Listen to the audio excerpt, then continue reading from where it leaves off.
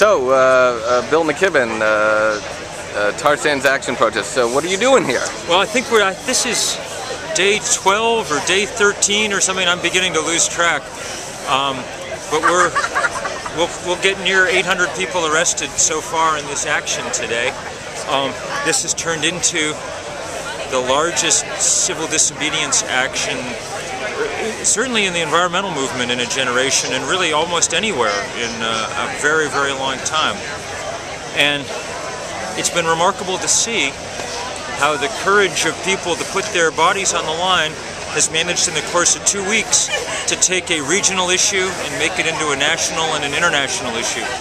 We just heard this morning from our friends in New Zealand, who are as far away as it is possible to get, that they shut down the Canadian embassy there for several hours yesterday with a solidarity protest to this. Same in South Africa, where Hillary Clinton was at the U.S. embassy yesterday, apparently had to cross a picket line about this protest.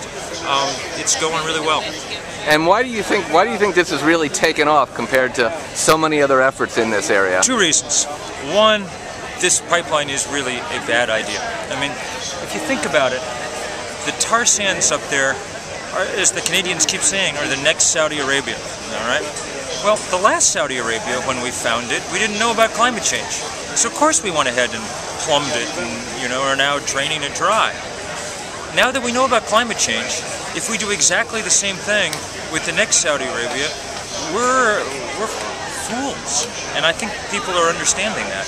The second reason, for once in the muddle of Washington politics, we have a clear case here.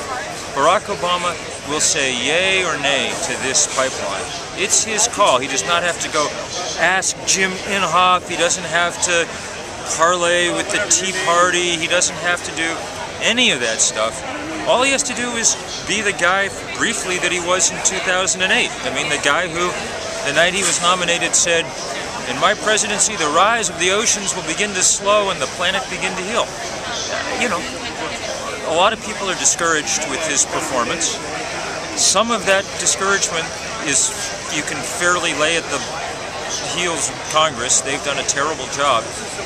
In this case, it's, wide open jump shot from the top of the key, and we'll find out if he's going to take it or pass off.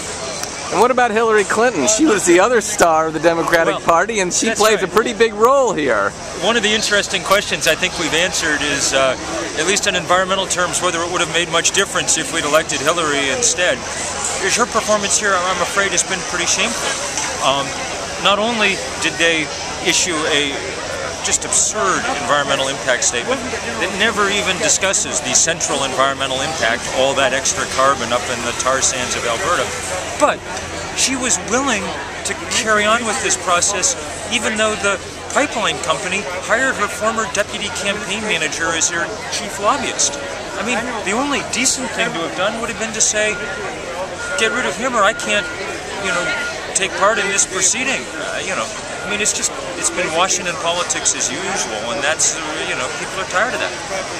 And so during this protest, we've had ongoing some of the worst extreme weather the United States has ever seen. The two most destructive, costly events is the ongoing Texas drought and Hurricane Irene, which was a weak hurricane, but a devastating deluge.